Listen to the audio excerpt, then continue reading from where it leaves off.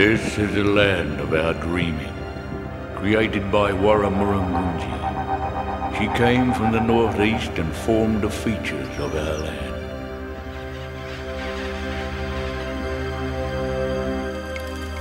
The story of this land began with the creation mythology of the Australian Aborigines.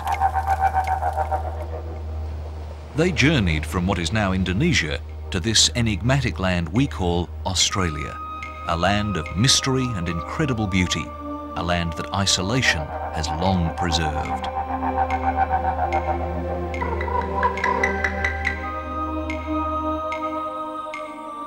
These first settlers spread across the continent, developing a complex culture.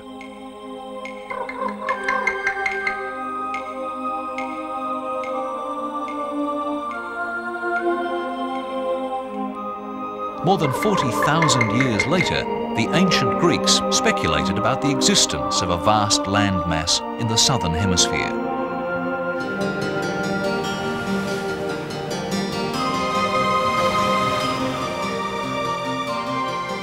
The astronomer Ptolemy suggested there had to be a southern continent to balance the land masses of the northern hemisphere. Otherwise, the Earth would simply topple over. Their speculations were unscientific, but surprisingly accurate, although it was to take another 1,000 years for this ancient continent to be discovered by Europeans.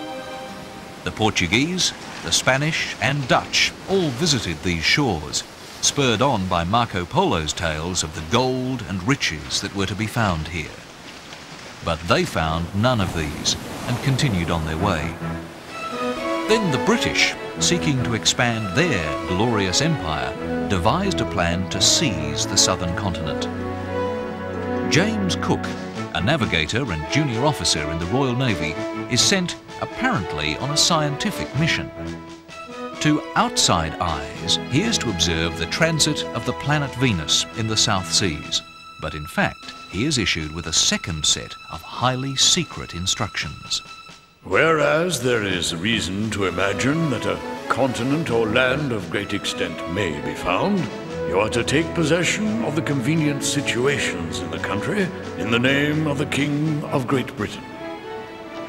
In the month of April 1770, Cook does exactly that, landing at Botany Bay to lay claim to the entire continent in the name of Britain.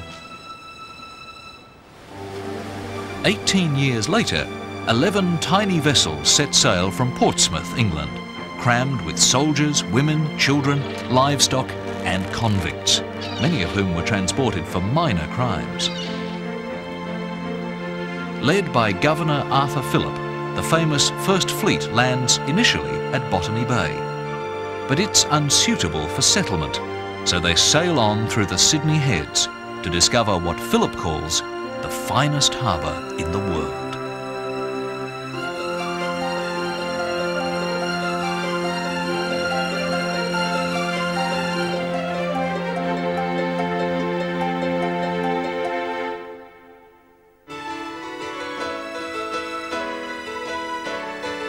Perched on either side of the harbour is Sydney, one of the great ports of the world. Bright, lively and cosmopolitan, Sydney is Australia's commercial capital and largest city. Whether it's the harbour or the surrounding beaches, Sydney is a city dominated by the presence of water.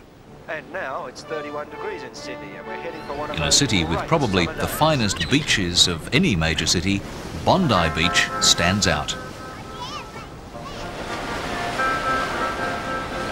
Going to the beach is a firmly entrenched Australian custom, one that is scrupulously observed by the vast majority of Sydneysiders.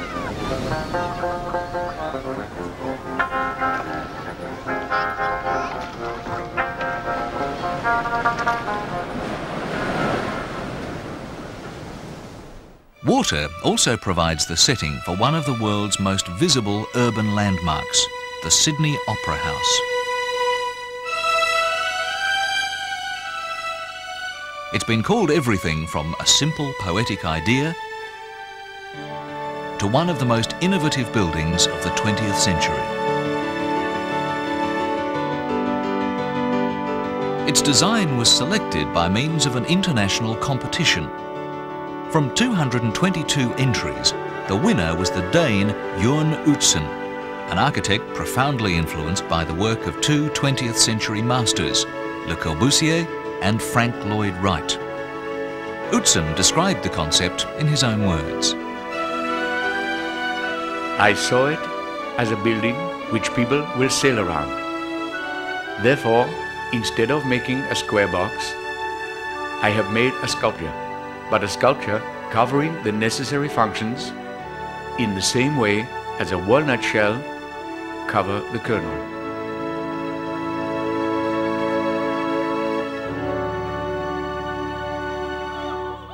Whilst this shell-like building has an alluring exterior, inside it achieves its most important function.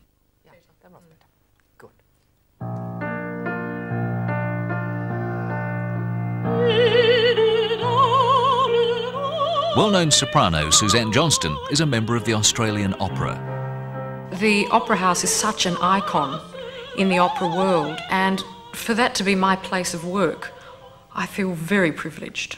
To come to this every day is quite extraordinary. The young tenor Anthony Ellick is also based at the Opera House.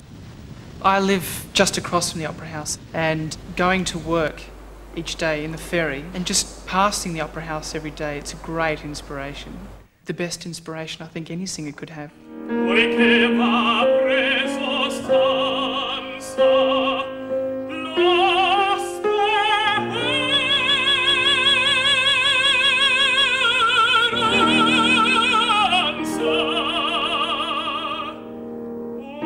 Lisa Hagenau is a voice teacher from Germany who comes each year to work with Australian singers. Here in the Sydney Opera House, the standard is very high. And the quality of the young singers when I came first was really overwhelming. I don't know why, but they are different to European people in Australia. They are more relaxed or more willing to learn, to get new ideas, and the company is willing to build up their whole ensemble to the highest standard they can bring it to.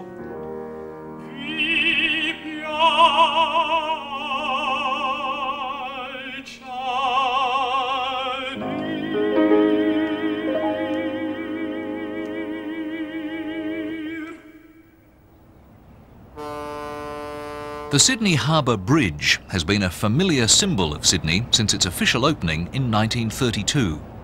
From the early days, it was irreverently referred to as the coat hanger, a term that suggests the typically Australian lack of respect for monumental constructions. There had always been a desire to link Sydney's north and south shores, and the original idea for this had come from convict architect Francis Greenway. Greenway was originally transported for forgery, but in spite of that, he rose to become the colony's leading architect. Making use of local sandstone, he constructed buildings of grace and simplicity.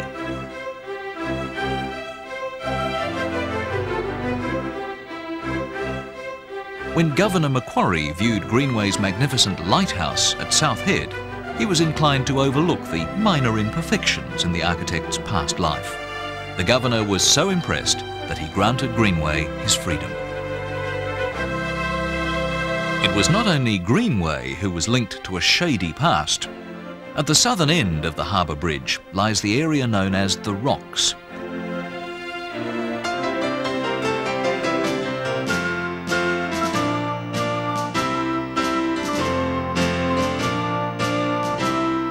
Today, it's a popular tourist centre, but its quaint terraces and cobbled lanes were once home to gambling dens, brothels and tough boarding houses.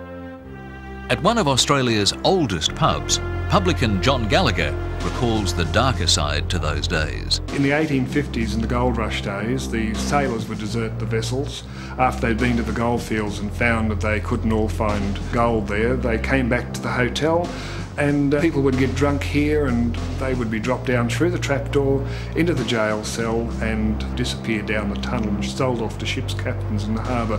Oh, they'd wake up next morning at sea, sailing out the Heads or somewhere down the coast, heading for any port in the world. As some were leaving the colony, others arrived. In the early days, most people came from Britain, but the discovery of gold made Australia a great haven for immigrants. They came from Europe, the Americas, and from Asia. Each group brought its distinctive culture, enriching Australia in its own special way.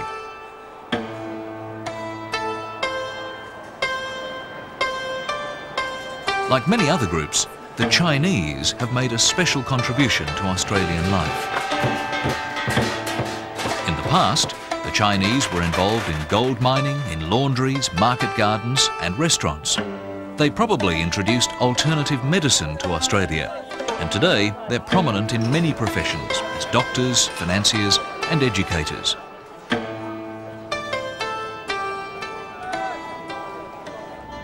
In a nation of immigrants, the port city of Sydney has been a magical focus.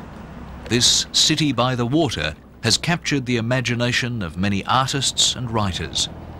Kenneth Slessor, one of Australia's finest modern poets, describes the harbour in his poem, 5 Bells. I looked out of my window in the dark, at waves with diamond quills of light that arched their mackerel backs and smacked the sand. But all I heard was a boat's whistle and the scraping of seabirds' voices far away. And bells, 5 bells. Sydney is a city of rare beauty, and yet a short distance away, one can discover an entirely different kind of beauty.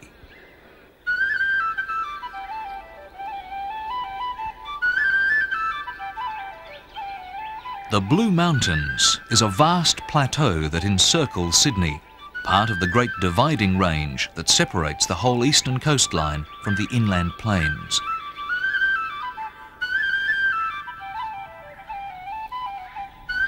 To the early settlers, the Blue Mountains represented both a prison of walls and a promise of the dreams that lay beyond those walls. The early settlers of Sydney had come close to starvation. They desperately needed to find good farming land quickly, and they hoped that such lands lay beyond the mountains. But first, they had to find a way to cross the impregnable barrier that the mountains seemed to be. They followed the deep valleys, but couldn't find the way through. Then, in 1813, 3 young explorers broke through, forever changing the course of history. Blaxland, Wentworth and Lawson crossed the mountains by following the high ridges.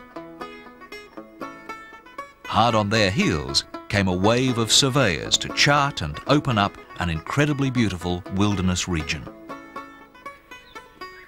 The sandstone pillars known as the 3 Sisters have become a much-loved national symbol.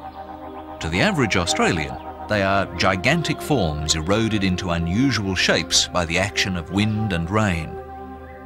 To the Aboriginal people who once inhabited this region, they are the 3 sisters Mini, Wimla and Gunadoo, who transgressed against tribal law by consorting with 3 forbidden tribesmen. The sisters were turned to stone, where they still stand today, imprisoned for their crime. This ancient landscape holds an attraction for many who enjoy the natural beauty of Australia, like rock climber Greg Moore. There's 2,500 kilometres of cliff up here in the Blue Mountains, and even though it's within a couple of hours of Sydney and one of the most popular tourist destinations in Australia, it's still possible to get away from people and just to enjoy the bush and the environment. In an area rich in waterfalls, Govet's Leap at 300 metres is the largest fall in the mountains. It was named by Thomas Mitchell, the Surveyor General of the colony, in recognition of the work of surveyor George Govett. Historian Jim Barrett exposes some local mythology. Folklore maintains that the waterfall was named after a bushranger who was escaping justice and leapt over the fall with his horse, but this is not true. The waterfall was named by Mitchell after Govett in honour of the heroic work that he did in the spectacular gorges of the Grouse River, where the country was absolutely diabolical for English explorers. The work of surveyors like Govett made it possible for the new settlers to break free of the enclosing mountains and to cross into the plains beyond.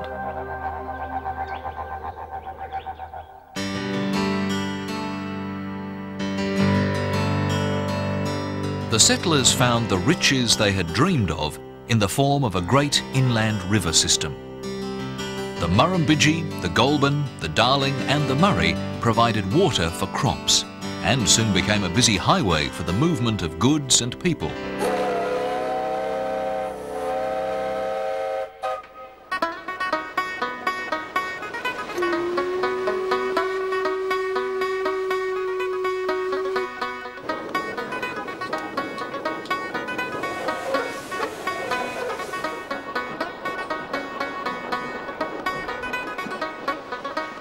Today, the river looks much the same as it always has, and we're reminded of the days when paddle steamers carried supplies and carted wool from remote stations and homesteads to the many towns that dotted the river.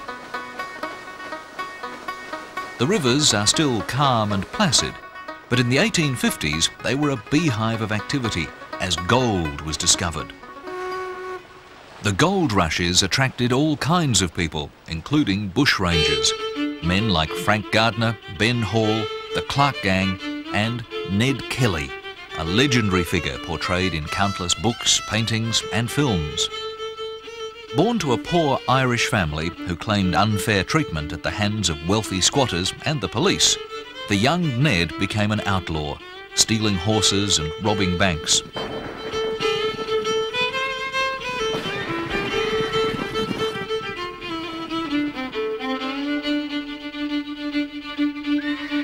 The Kelly gang stole from the rich and gave to the poor.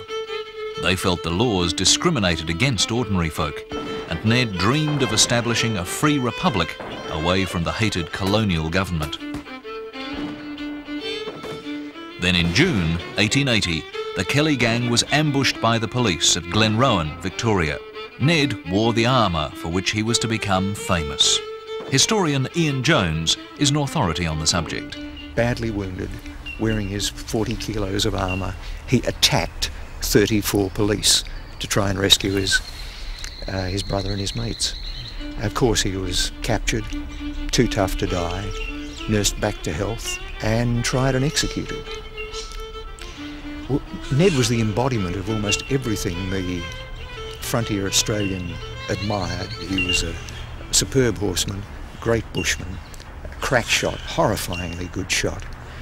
He was a champion boxer, he was good looking, he was devoted to his mother and his sisters, treated women in an almost chivalrous way. He was an extraordinary embodiment of all these things that the Australian of the time, the ordinary Australian, the country Australian, found admirable. As the gold rushes slowed down, cattlemen and sheep farmers followed the routes opened up by the miners. For the next 100 years, drovers led their herds across the country in search of good pastures. The drover's life was a lonely one, often without the comfort of family or friends. At times, the only companion a drover had was his trusty horse.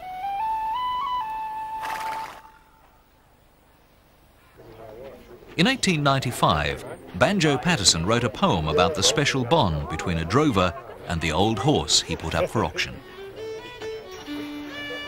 "Only a pound," said the auctioneer. "Only a pound, and I'm standing here selling this animal, gain or loss. Only a pound for a drover's horse. One of the sort that was near afraid. One of the boys of the old brigade. Thoroughly honest and game, I'll swear. Only a little worse for wear. in drought or plenty, in good or ill, that same old steed was my comrade still. The old grey horse with his honest ways was a mate to me in the droving days. Only a pound, and this was the end. Only a pound for the drover's friend. With a broken knee and a broken heart, to be flogged and starved in a hawker's cart. Well, I made a bid for a sense of shame, and the memories dear of that good old game. And now he's wandering fat and sleek on the loosened flats by the Homestead Creek. Such are the extremes of this strange land that within 100 kilometres to the north of the Murray is Lake Mungo. This ancient lake hasn't held water for at least 15,000 years, and the drifting sands have recently revealed one of the world's oldest sites of human culture, according to archaeologist Jim Bowler. Neanderthals were still in Europe at that stage. We're seeing this ritual expression of cultures before the cave paintings at Lascaux, before the evidence of art and culture in Central Europe. Excavation of sites at Lake Mungo has revealed the world's oldest examples of ritual cremation, suggesting that Australian Aborigines were the first people on Earth to attach religious significance to death. The evidence of their existence here includes artefacts and bones dating back to 40,000 years ago. It is the most sacred place in Australia, both for Aboriginal people and also now for those of us who've come later, because it contains within those drifting sands a record unequalled anywhere in the world for continuity of occupation, antiquity of occupation of people who lived with the land, loved and died on the shores of those ancient lakes. 600 kilometres from these ancient lakes lie some of the world's most ancient mountains, the Australian Alps.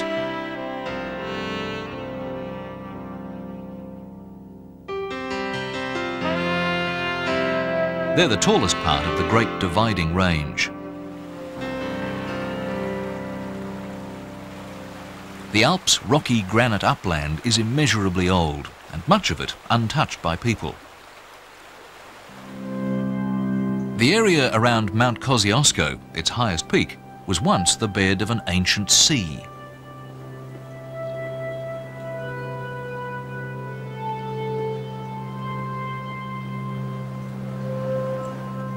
Limestone caves mark the site of ancient reefs made of fossils formed beneath the sea 400 million years ago.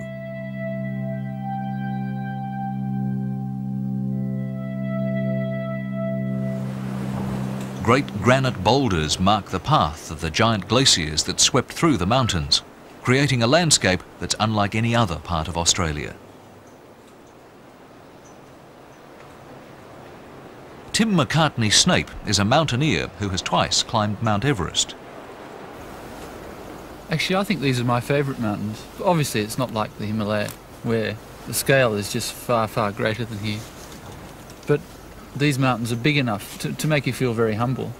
And here you're looking out into a very dry continent, and I think that makes these mountains more outstanding because there's such a contrast between up here and down on the plains.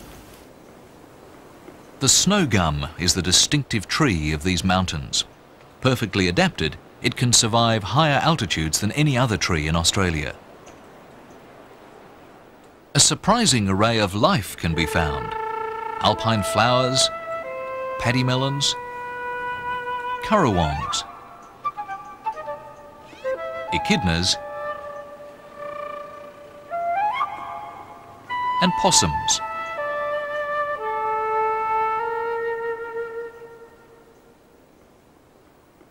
One of Australia's roughest, toughest and most short-lived gold rushes was centred here at Kyandra, high in the mountains. The world's first ski club was formed here. Its members included Banjo Patterson and Charles Kerry, whose evocative photographs captured the atmosphere of those times. Even then, fashion and style were the order of the day.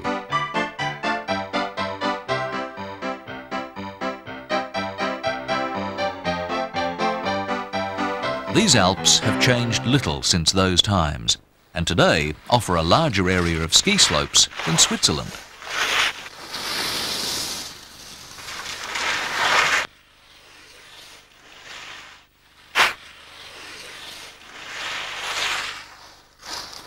While humans have left their mark on the Alps, it's still possible to experience here the tranquility of wilderness.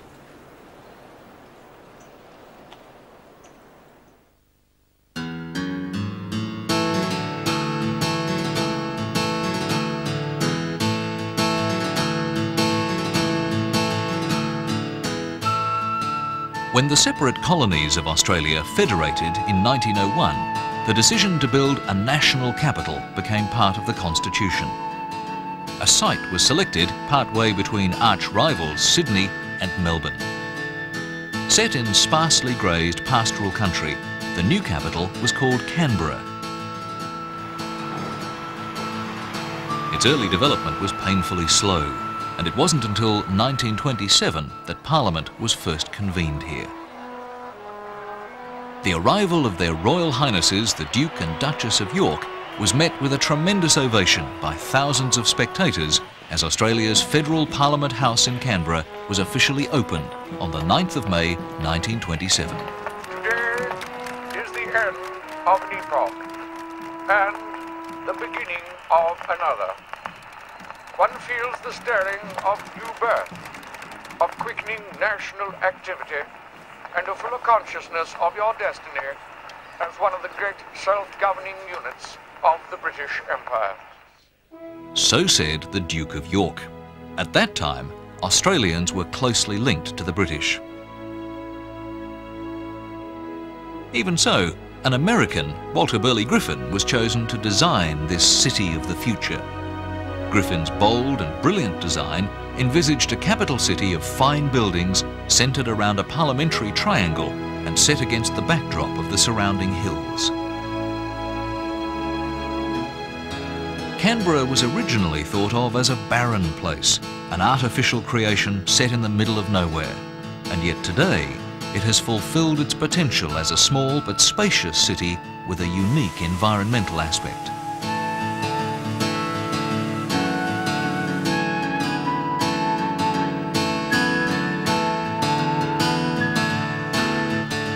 The building that most fulfills the vision of Canberra's founders is New Parliament House, built into the top of a green hill.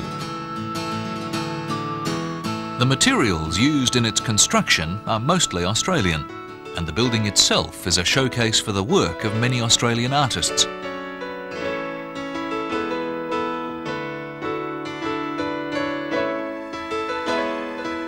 Whether the work is functional or decorative, its inspiration and motifs come from the heart of this ancient continent.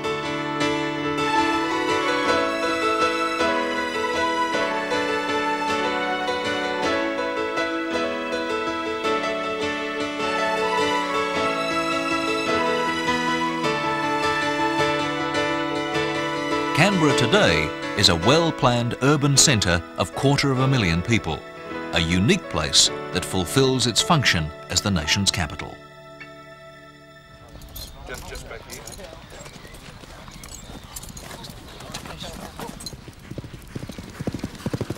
It's 5 a.m. at Flemington Racetrack, and already the scene of great activity as Melbourne prepares for its most famous sporting event, the Melbourne Cup. Elsewhere on this day, while people appear to go about their business in the usual way, there's a sense of excitement and anticipation in the air.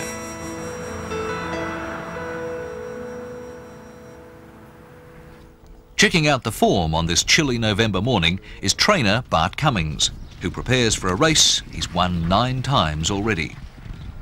Traditionally, it is Australia's greatest race, and it's one every trainer aspires to win, and I haven't lost the urge to try and win it. As the jockeys strain, the morning sun reveals rowers, reflecting the more gentle pace of the city's awakening.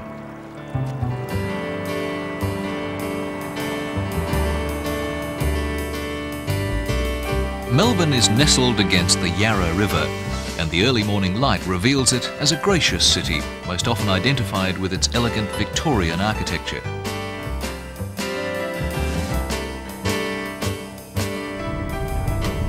It's 8 a.m, and even the horses sense the tension as they take their final workout before the great race.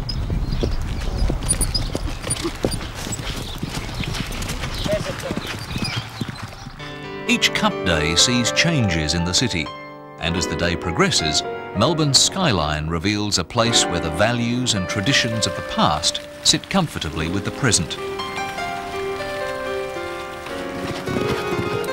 And one of Melbourne's great traditions is the Melbourne Cup. To trainers like Lee Friedman, winning the Cup is a great achievement. We've now got an audience of something like 350 million people watch it around the world, so it's become more than just a race. It's had over 100 years of history.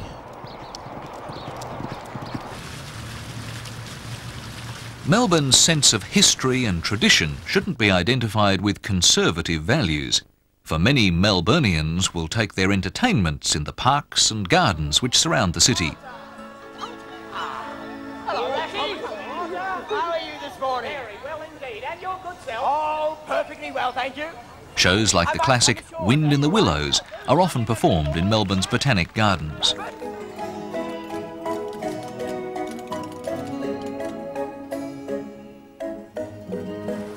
While it's a tradition for some to attend the race each year, on a holiday morning many will take to St Kilda Beach for their pleasure.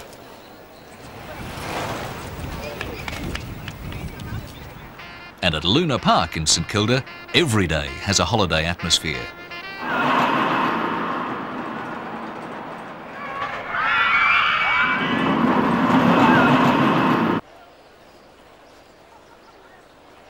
It's 12 noon, and by now, everyone who's anyone has arrived at Flemington, for the competition isn't confined to the racetrack.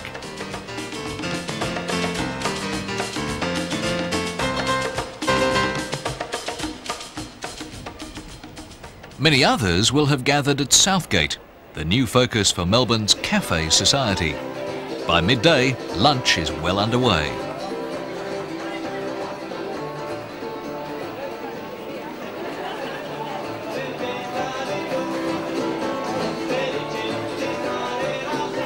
But even here, once the race starts, everything else will stop.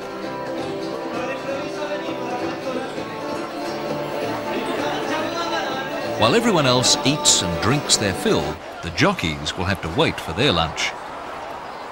It's 3:20 and race time. As the jockeys mount up, Melbourne, true to form, does what it most often does on Cup Day. It rains.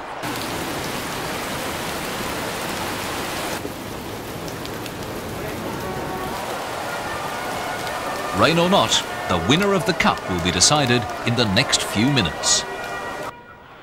And they're off and racing in the Foster's Melbourne Cup to an electrifying roar. One of the first horses out was Quick Ransom down into the inside. The trainers and owners display their excitement as much as the punters. They're not going to get to him, and Jean has won the Melbourne Cup. This year's winning trainer, David Hayes.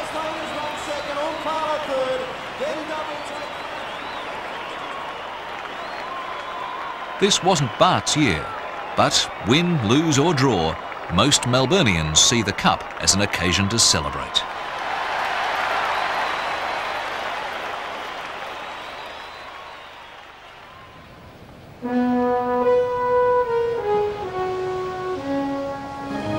Just outside Melbourne, some of the world's most exciting coastal scenery can be discovered along a 320-kilometre road stretching from Geelong to Warrnambool, the Great Ocean Road.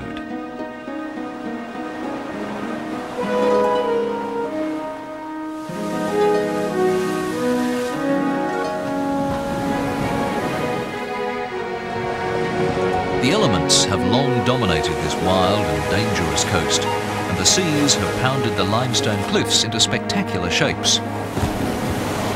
Deep gorges, blowholes and arches are formed, and through continued erosion, they are reformed. One calm day in January 1990 2 people were stranded on the seaward side of London Bridge when its centre collapsed. In a matter of seconds, a structure that had taken thousands of years to form was destroyed by the relentless power of the sea. 12 kilometres away lie the 12 Apostles, eroded remnants of a cliff face capped by harder rock, also transformed by the sea.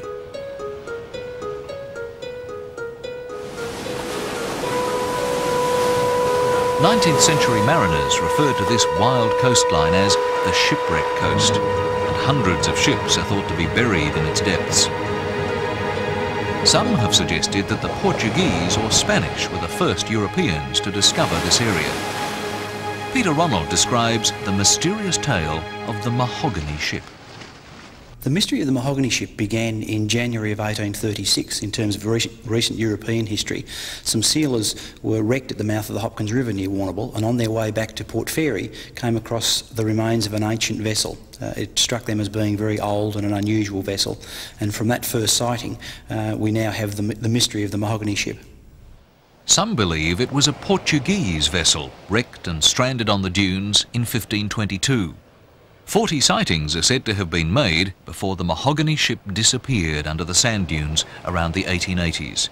In recent times, there have been many attempts to find it. There have also been some very high-tech approaches with ground-penetrating radar and magnetometer surveys. So there's been a whole range of techniques used, but so far none of them successful. A more successful effort has been the ban placed on whaling in these waters. The coast was a breeding ground for whales and seals, who were slaughtered ruthlessly by 19th century hunters. Today, the killing of whales has been replaced by whale watching, and the sand dunes provide a vantage point for people to view pods of southern right whales who shelter and calve here in the winter months. Peter Goldstraw is the local ranger. And there's probably nowhere else on the coast of Australia that has whales this so close to a major town like Warrnambool, and to be able to view them off these sand dunes here is incredible.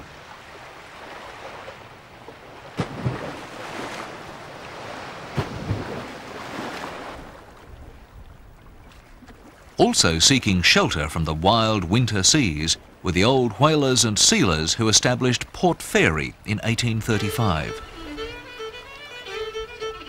Today, Port Fairy carries traces of its past.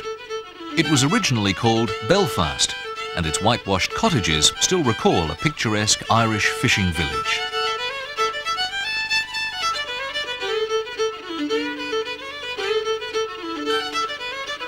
The Irish flavour is preserved at nearby Carroit, where each St Patrick's Day, publican Mickey Burke serves the traditional green ale.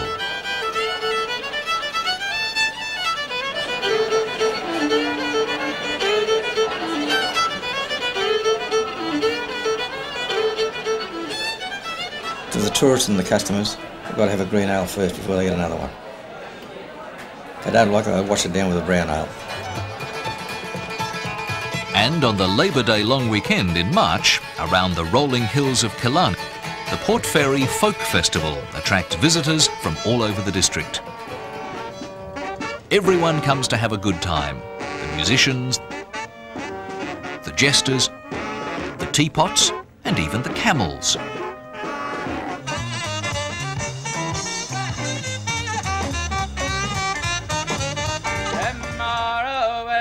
Silent day. John Kanaka Tulay, Tulay, oh, Tulay, John Kanaka Tulay. Australians come from more than 200 countries around the world, and they play an incredible variety of music. This diversity is so astonishing that even the locals have trouble explaining what an Australian is. I mean, you take one look at me and you say, hang on a minute, he's not Australian. I mean, what is Australian? I am Australian, yet I am not, because I come from another part of the world. I mean, what? Maybe 60–70% of the population, hang on, more than that. Over 90% of the population of Australia comes from other parts of the world. So in that sense, What was the question again? In the end, he's right. Percentages don't really matter. We are all Australians.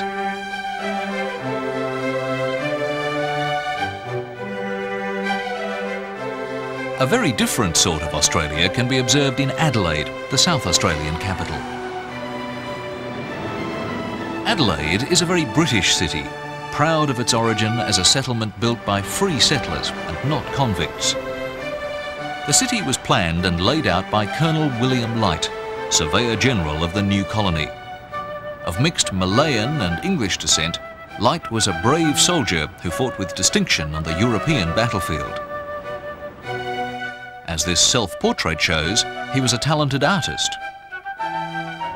Light clashed repeatedly with the conservative establishment of the time over the location of the new city. He was a free spirit whose plan for Adelaide was far ahead of its time, allowing it to grow gracefully as its population expanded.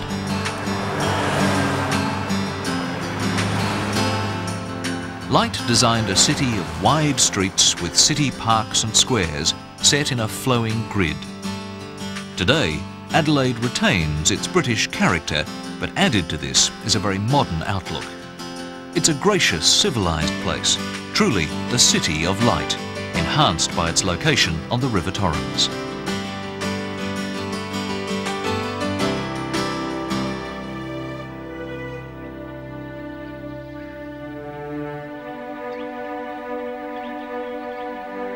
The hills behind Adelaide contain a special and unique place. A place where time seems to have stopped.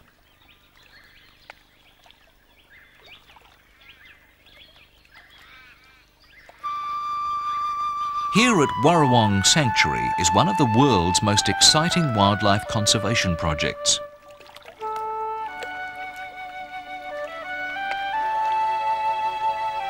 In these 70 acres of Australian bush, Dr. John Walmsley has created a haven for native birds and animals. Warrawong is home to emu, kangaroo, paddy melon, potteroo, and some endangered species such as the bettong. 2 platypuses were recently born at the sanctuary, the first time that this rare animal has been bred in captivity in 50 years.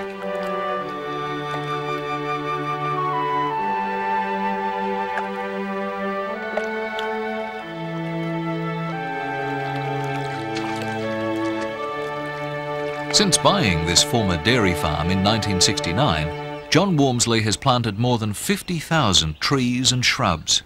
This has brought back the native wildlife which had been decimated by introduced animals such as foxes and cats. To keep out these predators, he built a 2-kilometre fence around the sanctuary. This is the fence, and this fence is Warrawong. It's the most important thing here. It's 2 kilometres long. It was the first working fox and cat-proof fence to be built in Australia. So this area you're standing on now was the first area in Australia to be free of foxes and cats, and that's why these little animals can live here.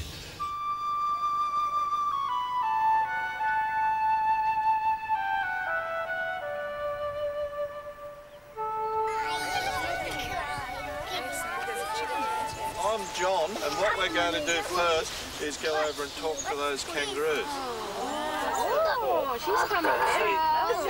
John Walmsley sees his mission as the protection of Australian native species, and he teaches visitors to Warrawong about the values of preserving the Australian bushland and its creatures. John Walmsley is in love with all his animals. But I think wombats are one of the most beautiful animals there is. And Blossom agrees with me.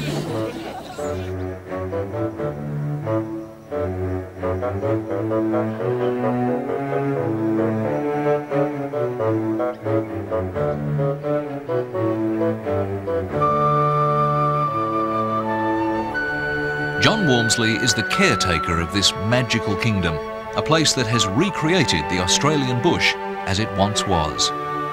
He's a modern-day pioneer driven by an overwhelming love of the land.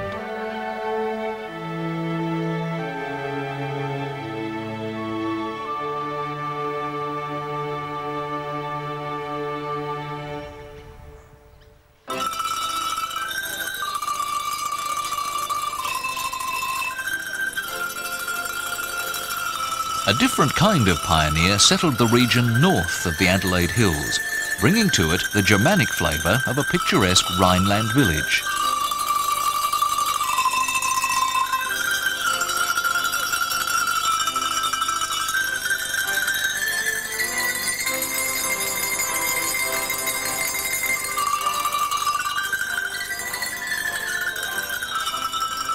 Since the 1840s, a unique community has grown along the rolling slopes of the Barossa Valley, amidst the vineyards and the church steeples that dominate this landscape. Lutheran in faith, they fled the religious persecution prevalent in German and Polish Silesia. In the name of the Father, and of the Son, and of the Holy Spirit. Amen.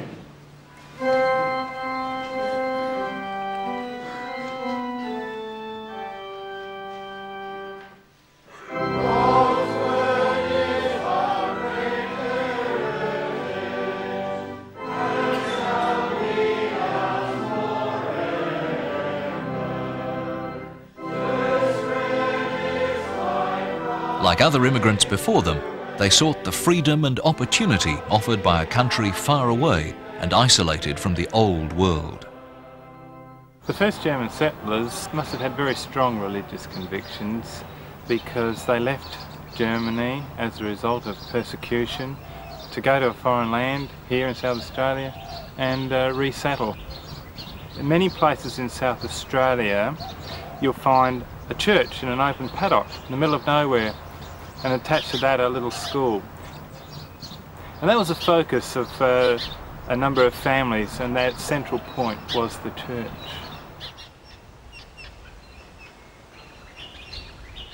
My great-great-grandfather, Johann Christian Hetschke, came out to Australia in 1841. They came from Silesia, and Silesia does have a wine-growing district that's famous, and it's called Grünberg. Grünberg translates as Green Hill, and it's the name of a nearby church. It's quite likely that a lot of the Barossa settlers, when they came here, had some experience with growing grapes. Although my ancestor was a wheelwright and a mason, there's a good chance he still had some experience with growing grapes and making wine. So they were probably self-sufficient in villages over there, and they carried that sort of tradition on when they came here. The early settlers found that vines were suited to local conditions. The hot, dry summers, reliable winter rains, loamy soils and general absence of frost. Today, 1/4 of Australia's wine is produced in this one small region. Prue Henschke. These vines are over 100 years old. They were planted by the German settlers in this area. They were planted as bush vines. They were low yielding and not requiring irrigation. And they were part of a closed system that every German family established. They had to bring out all their own cuttings, their own wheat, their own vegetables and fruit, and they established their gardens, as they called them, to actually feed themselves. From early times, the end of a successful harvest was marked with celebration. With the long hours of toil and worry over, local rivalries were replaced by joy for the land's bountiful harvest. The celebrations are marked with music and song, which has always been a feature of life in the valley.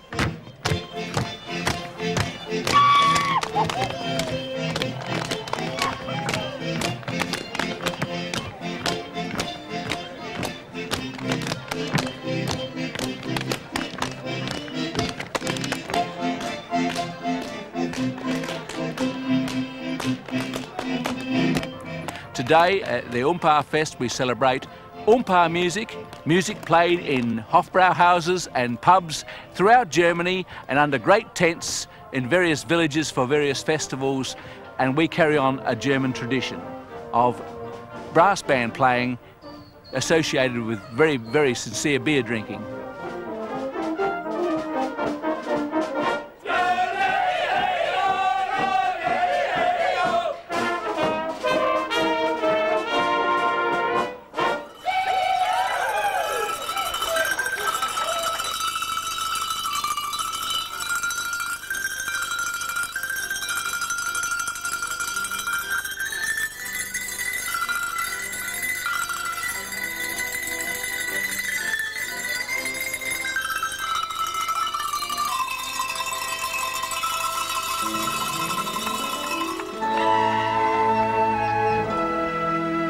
In a nation of immigrants, the Barossa Valley provides a glimpse of a people who have found the freedom to follow their beliefs and establish new roots in a land that has proved bountiful.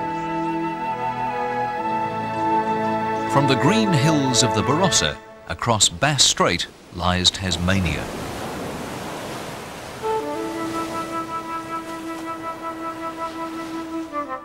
It was established as a penal colony in 1803 to prevent the French from claiming the island, and jails were established in the harshest and most remote regions. The ruins of the convict settlement at Sarah Island seem peaceful enough, but in fact, Sarah Island was reserved for hardened criminals and those transported from England for the most brutal of crimes. Their treatment by jailers was no less brutal. Beatings, floggings and other acts of cruelty were commonplace. A vicious cycle of brutality and violence developed, and it was directed also against the Aboriginal people who inhabited Tasmania. The settlers feared and despised Aborigines and forced them off their lands. A descendant of the Aboriginal people who feels strongly about this is Ian Anderson. It was certainly the view of many people in the colonies at the time that Aboriginal people needed to be removed off the Tasmanian islands completely. The more humanitarian of those people advocated the settlement or the resettlement of Aboriginal people onto some of the associated Bass Strait Islands.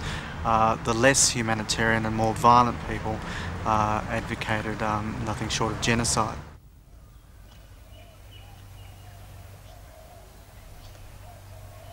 While some took a brutal attitude to the land and its inhabitants, there were others who thought differently.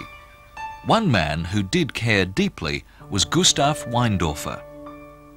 Weindorfer immigrated from Austria to Australia in the year 1900 and fell under the spell of Cradle Mountain in the Central Highlands of Tasmania.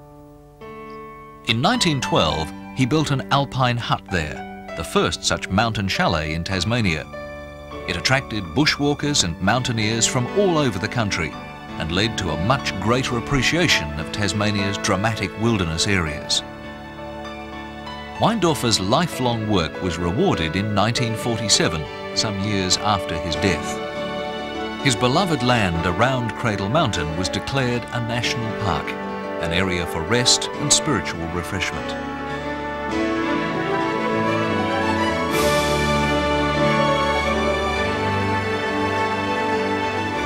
In the southwest corner of Tasmania is an area so remote that only the most dedicated nature lovers venture here.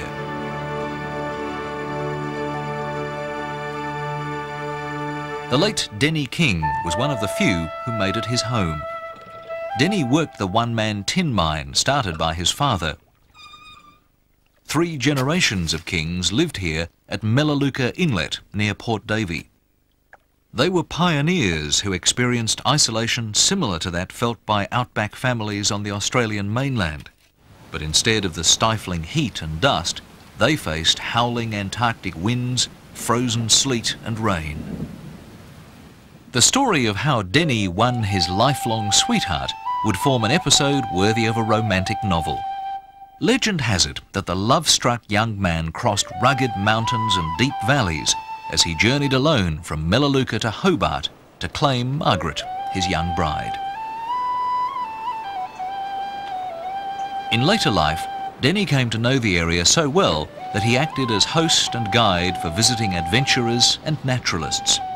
He had many famous guests, like Everest mountaineer Sir Edmund Hillary. But one of his most remarkable was bushwalker Jesse Luckman. Jesse was an old friend of the King family and visited Denny to seek his help in trekking to Federation Peak, one of the most majestic mountains in the southwest. The group of friends sailed a half day from Melaleuca to the start of the long walk up to Federation Peak.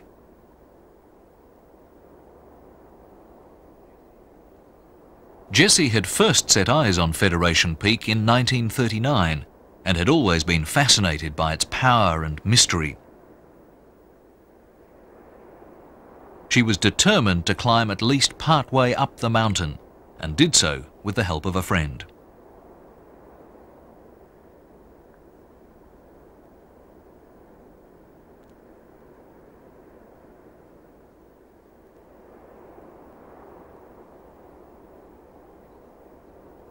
Jessie feels deeply about this area.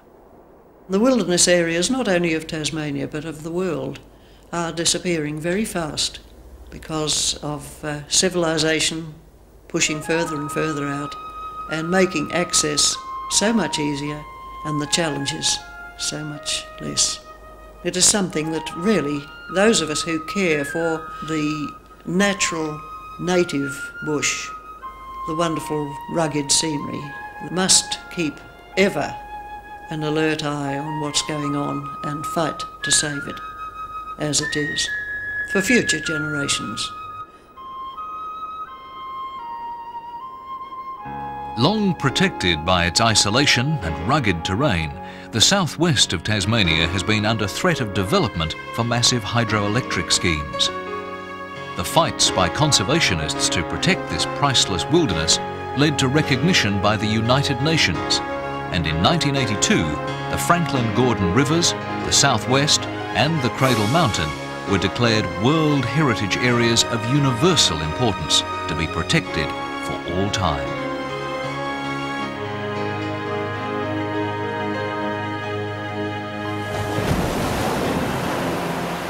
As Tasmania is set apart from the Australian mainland, so is Australia remote from the rest of the world. This isolation has created a land incredibly rich in natural wonders. But over time, the isolation has been diminished, and this nation has been transformed by the people who have lived here. Those who first set foot on this land, the explorers who ventured into the unknown, the founders and architects of our cities, the tillers of the soil, the protectors of the wilderness, and all those who came from other places. Each has made a valuable contribution to help create a land that is unique and special, a land of contrast, mystery, and incomparable beauty, a land of which we can be truly proud.